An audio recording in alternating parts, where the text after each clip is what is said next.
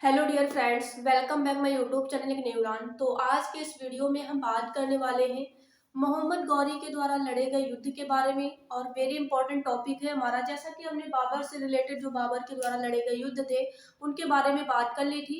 आज हम समझेंगे जो भी मोहम्मद गौरी के द्वारा लड़े गए युद्ध थे उनके बारे में। तो आप सभी लोग वीडियो को लास्ट तक देखना। वीडियो अच्छा लगे तो फ्रेंड्स के साथ शेयर करना और चैनल पर पहली बार है तो सब्सक्राइब जरूर कर लेना। तो चलिए स्टार्ट करते हैं आज के इस वीडियो को। तो ये जो हमारा टॉपिक है ये मध्यकालीन भारत के इतिहास का टॉपिक है और हम बात करने वाले हैं मोहम्मद गौरी के द्वारा लड़े गए युद्ध के बारे में। तो सबसे पहले मोहम्मद गौरी के द्वारा जैसा कि तराइन का प्रथम युद्ध हो गया, तराइन का द्वितीय युद्ध, चंदावर का युद्ध और उसके पहले भी युद्ध लड़े गए थे। जैसा कि 1175 में जो मोहम्मद गौरी था, मोहम्मद गौरी के द्वारा जो 1175 में मुल्तान के विरुद्ध जो युद्ध लड़ा गया था वो इसका प्रथम युद्ध था। नोट कर लेना, प्रथम युद्ध था, प्रथम युद्ध था।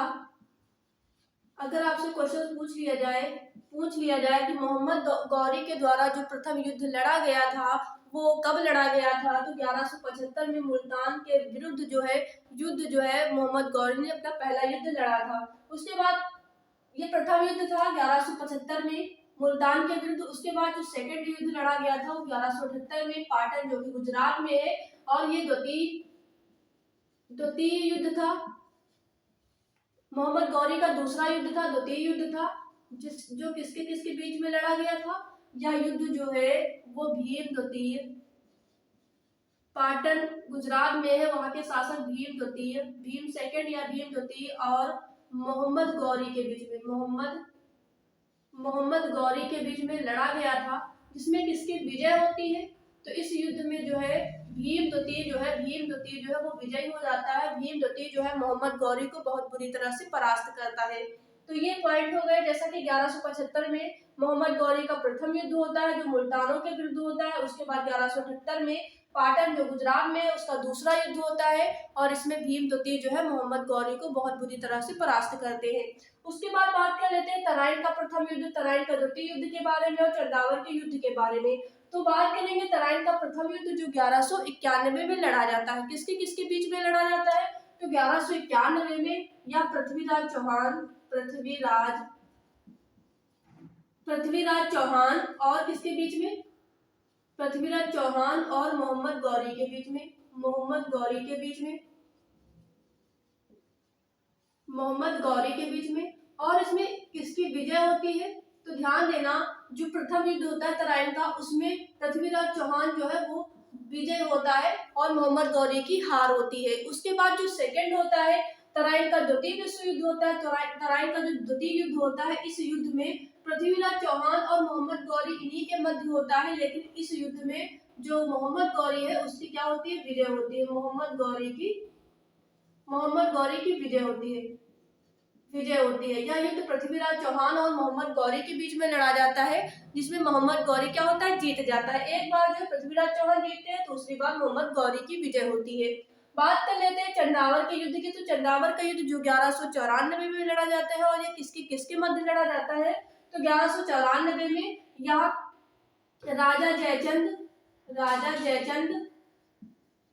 जयचंद और पृथ्वीराज चौहान के, राजा जयचंद और किसके किसके मध्य में, राजा जयचंद और मोहम्मद गौरी के बीच में, राजा जयचंद और मोहम्मद गौरी इनके बीच में यह युद्ध लड़ा जाता है। कौन सा, चंदावर का युद्ध जो है 1194 में लड़ा जाता है। राजा जयचंद और किसके बीच में, मोहम्मद गौरी के बीच में लड़ा जाता है। तो नोट कर लेना इसमें किसकी विजय होती है, तो इस युद्ध में जो है मोहम्मद गौरी जो है जीत जाते हैं। कौन जीत जाता है, मोहम्मद गौरी की क्या हो जाती है, विजय हो जाती है।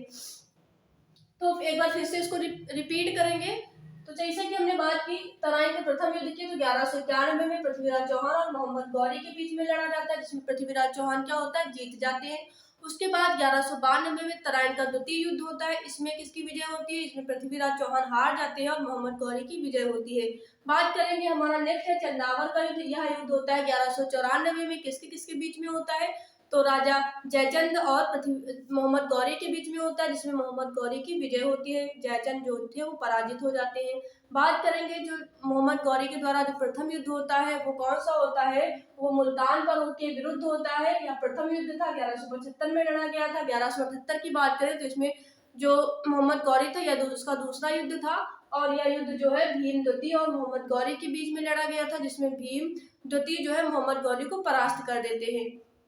ध्यान देना, अगर आपसे पूछ लिया जाए मोहम्मद गौरी की मृत्यु कब हुई थी, तो मोहम्मद गौरी की जो मृत्यु है, मृत्यु की बात करें तो मृत्यु जो है 1206 में हो जाती है मोहम्मद गौरी की मृत्यु। और 1206 में जब इसकी मृत्यु हो जाती है, उसी के बाद जो दिल्ली सल्तनत है, दिल्ली सल्तनत की शुरुआत होती है। दिल्ली सल्तनत हमारे 5 भागों में विभक्त हो जाती है, और दिल्ली सल्तनत की शुरुआत जो है मोहम्मद गौरी की मृत्यु के बाद हो जाती है। और उसका जो दिल्ली सल्तनत का जो पहला वंश होता है वो गुलाम वंश होता है, और उस गुलाम वंश के जो फाउंडर होते हैं वो कुतुबुद्दीन ऐबक होते हैं। कौन? कुतुबुद्दीन ऐबक होते हैं, जिनकी शुरुआत 1206 से होती है और इनकी मृत्यु 1210 में हो जाती है। ओनली 4 साल ही ये शासन करते हैं। क्या करते हैं? ओनली 4 साल ये शासन करते हैं, और इनकी पोलो यानी चौगान पोलो खेलते वक्त इनकी मृत्यु हो जाती है। तो ये कहानी है, जैसा कि हमने बात कर ली मोहम्मद गौरी के द्वारा लड़े गए युद्धों के बारे में। आई होप आप सभी को ये वीडियो पसंद आया होगा, तो इस वीडियो को आप लोग ज्यादा से ज्यादा शेयर करना। अच्छा लगा हो तो शेयर करना, और चैनल पर पहली बार है तो लाइक कर देना और सब्सक्राइब कर देना। तो फिर मिलते हैं आप सभी से नेक्स्ट वीडियो में, तब तक के लिए thanks for watching this video.